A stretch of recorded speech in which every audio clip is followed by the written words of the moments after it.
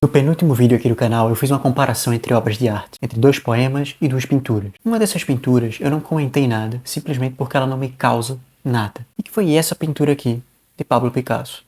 Uma pessoa veio me indagar, perguntando apenas, dizendo que ela, quando observava aquela pintura, ela via como se fosse uma mulher em fragmentos. E a partir disso ela começou a tirar ilações, começou a retirar certas pressuposições do que aquilo poderia representar. E de imediato eu respondi uma coisa que eu acho que é muito importante. No vídeo eu me referia única e exclusivamente à questão do prazer estético e não à questão intelectiva. E foi aí que eu percebi que era importantíssimo estabelecer essa distinção, para que as pessoas pudessem perceber que existe uma diferença entre o prazer estético e as questões intelectuais. E é justamente sobre isso que a gente vai tratar hoje. Vem comigo. Fala pessoal, Vitor Hugo Nicésio aqui do canal Antrofilosofia. Desta vez trazendo um assunto sobre arte que eu gosto bastante, que é justamente sobre a questão do prazer estético e a sua distinção com as questões intelectuais que podem existir dentro de uma obra de arte. Quem caiu aqui de paraquedas sabe que nós somos um canal que trata sobre arte, questões que giram em torno da arte de um modo geral, um pouco de filosofia da arte e assim por diante. Portanto, todos os links dos nossos canais, das nossas redes sociais estão aqui na descrição, nosso grupo no Telegram, do nosso Instagram, do nosso site. Todos os livros que eu for citando aqui no vídeo eu também vou deixar aqui na descrição para que você possa ter acesso, ou textos e assim por diante, tá certo? Portanto, sem mais delongas, vamos para o vídeo. Como você já deve estar cansado de ouvir aqui, muitas coisas que eu me refiro aqui giram em torno do pensamento de Benedetto Croce, ok? É um autor que eu venho estudado nos últimos tempos e que eu tenho gostado bastante. E por isso eu trago sempre à tona os livros dele. Já comentei aqui sobre Umberto Eco, sobre Scruton, o próprio Eliot também com alguns textos que ele possui. Mas esse livro do Croce, não só esse, mas alguns outros, como o Breviário de Estética também, são livros fundamentais e basilares e realmente muito bons. Muito, muito bons. Portanto, parte do pensamento que eu vou falar aqui hoje foi retirado desse livro aqui, tá certo? A Estética enquanto Ciência...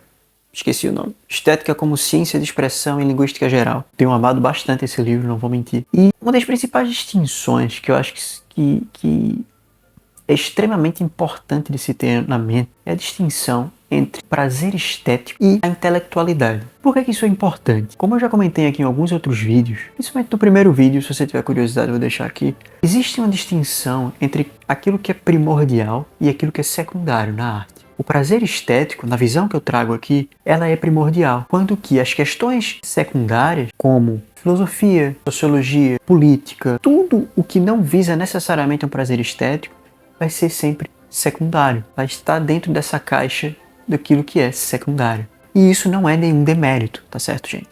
Isso acontece porque as questões intelectuais, elas são próprias da ciência. A ciência, ela visa estabelecer conceitos sobre as coisas. E, portanto, a ciência toma o individual pelo coletivo. Quando, no outro lado, a arte, ela faz o oposto. Ela toma o coletivo pelo individual. A subjetividade humana, que quando intuída, expressada através de uma forma artística, ela pode se tornar coletiva. O sofrimento de uma pessoa pode ser o sofrimento de várias. O sentimento que você sente, você pode fazer com que todos sintam, se você souber recriar ele através de uma boa obra de arte. Portanto, você começa a perceber aqui que as questões intelectuais elas ficam em segundo plano por elas serem mais racionais, por elas serem mais lógicas, melhor dizendo. E a arte não necessariamente vai ser lógica. Você pode transformar a lógica em arte. Eu já comentei aqui, tudo pode ser arte, mas nem tudo é arte. Vai depender da forma como você expressa aquilo que você quer dizer, aquilo que você quer mostrar. E é a partir daí que você começa a retirar qualidade. Você começa a diferenciar entre uma obra que tem mais qualidade do que outra. Uma obra que é boa e outra obra que é ruim. No último vídeo aqui do canal, na verdade não, no penúltimo vídeo, que eu falei justamente sobre essa pintura de Picasso, eu estabeleci alguns contrapontos, eu comparei alguns poemas e falei sobre a importância da poeticidade dentro de uma obra de arte, tá? Essa poeticidade, ela vai estar dentro, se não até pode ser confundida, ousaria dizer, com essa questão do prazer estético. Muitas pessoas acham que o prazer estético é algo que vai causar um deleite, no sentido de vou olhar e vou dizer, nossa, que bonito, eu quero isso pra minha vida. Não, prazer estético às vezes se dá um soco. É quando você lê um poema de Drummond que eu li recentemente chamado O Rapto. Você lê, você acha um poema bonito e de repente quando você vai esmiuçando ele, você percebe que ele é um poema bonito sobre uma violência sexual. Quando você percebe isso, nossa, é um soco que você recebe, no mínimo. Quando você pega uma pintura como essa daqui, de Goya, você não vai me dizer que você não sente uma coisa que é quase impossível. Eu sei que não é impossível, tá? Eu sei. Mas é quase impossível alguém não sentir nada, não sentir um asco em relação a isso. E um asco que ao mesmo tempo é prazeroso. Você olha e você diz, nossa, que fantástico, mas que horror. Existe um misto de sentimentos aqui dentro. Portanto, o prazer estético ele é muito amplo. Ele é muito amplo. Você pode sentir prazer com coisas que causam prazer no sentido vulgar da palavra, no sentido cotidiano da palavra, mas a estética vai muito mais além do que isso. É muito mais além. Por isso que eu falo tanto sobre a harmonia da arte. Você equilibrar a sua subjetividade com a forma que representa a sua subjetividade. Como coloca Croce no livro, já voltando para a distinção daquilo que é intelectual e aquilo que é intuitivo, Croce coloca a arte como uma expressão da impressão e a ciência como a expressão da expressão. Então, você tem na ciência como questão primária não o prazer estético, não a intuição individual e subjetiva, mas o estabelecimento de conceitos. Ele precisa que exista um raciocínio lógico que estabeleça conceitos por trás daquilo que é tratado. Sabe um exemplo que talvez fique mais fácil de compreender isso? 2. O primeiro são os termos técnicos utilizados. Retire o termo técnico, substitua ele por uma metáfora, por exemplo. Todo o texto vem abaixo, ele vai ruir. Porque uma metáfora ela é imprecisa. Ela é uma palavra, uma expressão imprecisa. Quando a ciência precisa de precisão. A arte não, a arte é ampla. A arte precisa da metáfora. Por isso que quando eu falei do poema da Rupi Kaur, que ele é extremamente descritivo, eu disse que isso não tinha poesia. Porque aquela linguagem que é utilizada não é uma linguagem poética.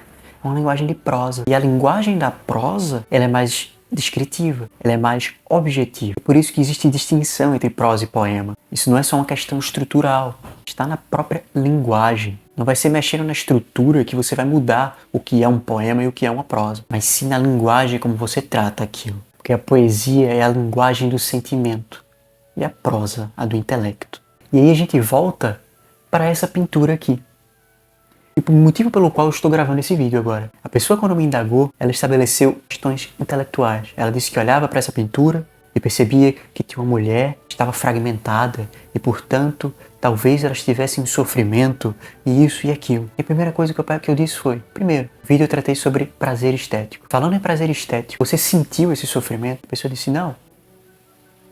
Eu não senti esse sofrimento. Não dá pra sentir sofrimento nessa pintura. Eu nem sei se essa pintura é sobre sofrimento, tá? Eu tô só pegando a frase que me foi dita. E aí vem uma série de problemas que normalmente as pessoas imbuem dentro da arte para falar sobre arte, que é a questão dos simbolismos. Não só dos simbolismos, mas dos intelectismos, digamos assim, de um modo geral. Onde o simbolismo está dentro, onde as questões filosóficas, políticas estão dentro e assim por diante. Muitas vezes as pessoas tratam a arte como se fosse um símbolo, ou seja, eu vou colocar uma lata aqui no meio da rua e vou dizer que isso é um protesto contra o... Não, eu vou dizer algo mais específico.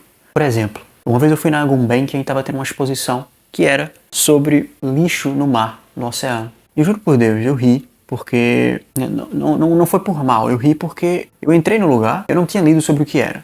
O lugar estava todo escuro, tinham elevações no chão, você andava e você pisava como se fosse nas obras. E você percebia que as obras estavam como se fossem lixos. Mas você não enxergava muito bem. E era só isso. Eu entrei, pisei em 2 ou 3 coisas, pensei, isso tá parecendo que eu tô debaixo do mar e que isso aqui é lixo. Ok. E eu saí e tinha um texto que dizia exatamente o que eu tinha pensado. Tá. E isso acontece porque as pessoas muitas vezes misturam a questão da arte com a questão do simbolismo. Ou até mesmo com questões políticas. De colocar o símbolo em primeiro plano. Só que essas pessoas esquecem que a própria arte já é um símbolo. E quando você separa o símbolo da arte, você separa a arte dela mesma. E você coloca uma coisa em primeiro plano que não é a arte. Que é mais simbólico do que a metáfora. A metáfora é simbólica, por assim dizer. Portanto, se eu separo, eu crio uma distinção, uma dicotomia, eu parto ao meio o simbolismo que a própria arte já possui. Cria um símbolo paralelo que vai ser explicado por um texto à parte. Eu não estou fazendo arte, eu estou fazendo simbolismos, eu estou fazendo talvez política.